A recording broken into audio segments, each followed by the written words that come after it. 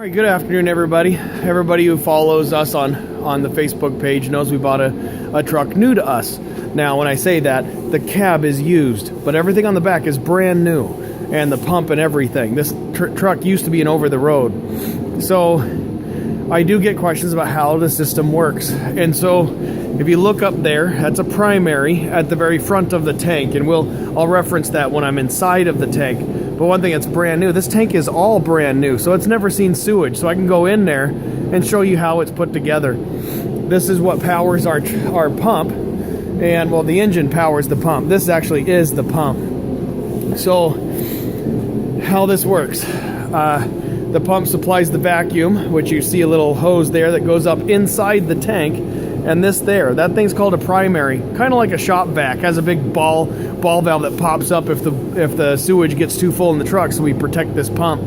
But that comes down to here, and some of the cool features is the secondary, that's this. It's another safety device for this pump. It's got a valve in there that pops up just in case that gets sewage in it to protect this pump. And then it exhausts here through its drain daily. And all that's supplied by a hydraulic pump that the engine is powering. In the back of the tank here, back of the truck, normally you see this door closed. You don't ever see it open, so we opened it. This is your discharge valve. We discharge through this one, so normally you see it like this, and I'm gonna open it up. That valve there, that's our load valve. So that's how we pump septic tanks, is right here. We go ahead and hook up to this, and we bring all these hoses out.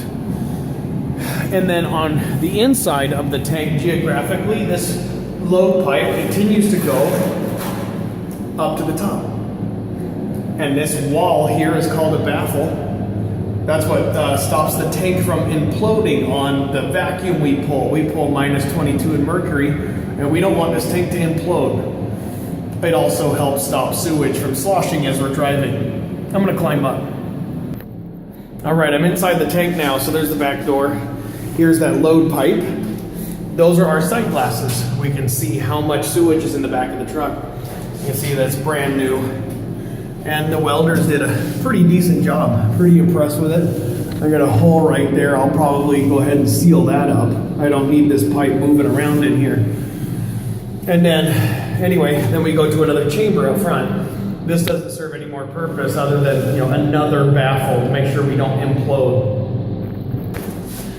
Okay, so now I'm in between. So here's where it comes into our tank, and this is called a deflector plate.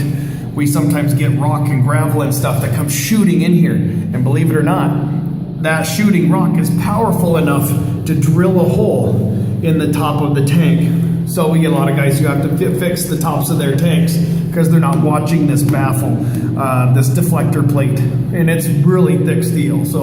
And don't worry, this will wear out in time. And if you're wondering, I'm standing up. It's about 6.5 feet tall in here. And I'm now making my way to the front of the tank.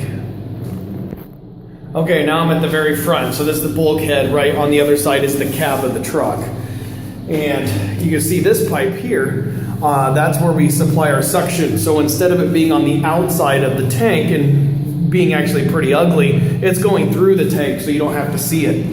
Here is that ball bearing shop vac valve, that blue canister, remember I pointed at the front? So if sewage starts getting this tall, this high into the truck, this will go up and it'll actually seal to that port right there, and that will protect the pump. But once in a while we get diaper wipes and whatnot, and so this may fail, and if that fails, that's what the secondary is for on the outside of the tank. So there I am inside the Freddy and almost ready to put this truck into service.